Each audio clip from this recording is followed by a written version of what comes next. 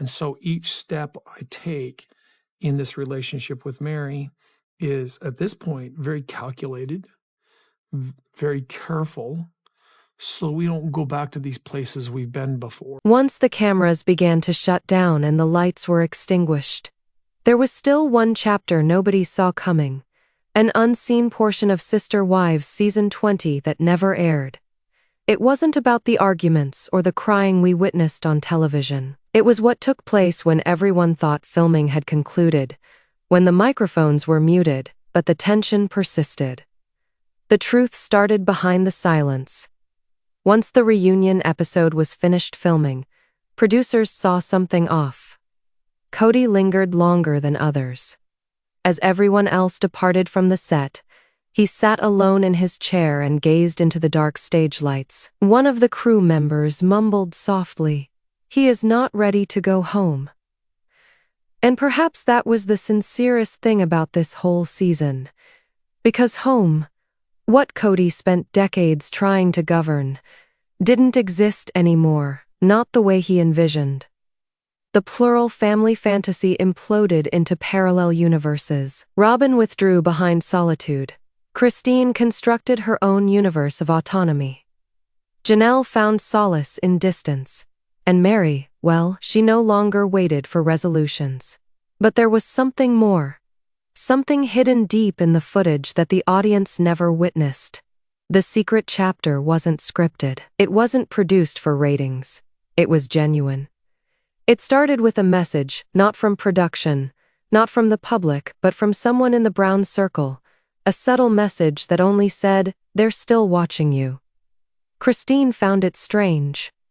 She had moved on, but those words stuck with her like a specter from the past.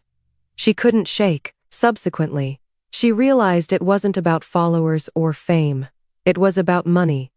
The string that continued to hold all members of the family together, even when they said they were free. Robyn, for example, had pecuniary relationships few fans were aware existed. Business records, investments, property changes, all attached to the brand the family created in unison. And as season 20 progressed, the network's silence spoke volumes. They knew, they witnessed, but some things were too sensitive to reveal. Behind the scenes, producers had to weigh what constituted good television against what crossed the line. They craved emotion, not implosion. Nevertheless, one evening while filming, that line almost disappeared. There was a tense confrontation between Kody and Robyn when she complained about the expense of maintaining the family's public image. Kody, already battered by public criticism, snapped, "You wanted this life." He told her, "You wanted the cameras," but his rage was drowned out by her silence. That silence formed the nucleus of the secret chapter, for in that moment, Robyn understood what Kody wouldn't love. Constructed for television wasn't constructed to endure. The crew even felt it. One of them explained later during an off-record conversation.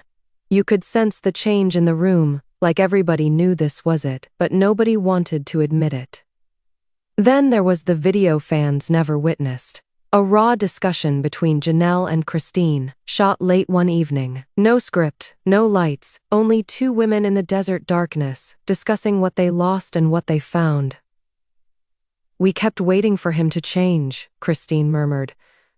"But the truth is, we were the ones who changed." Janelle nodded, finishing. "And perhaps that is what freedom feels like, heavy but honest." That scene didn't make the final cut. Too emotional, too raw, too real. The producers told it didn't fit the tone of the finale. But perhaps that is all the more reason it mattered most. The secret chapter wasn't about disclosure. It was about revelation.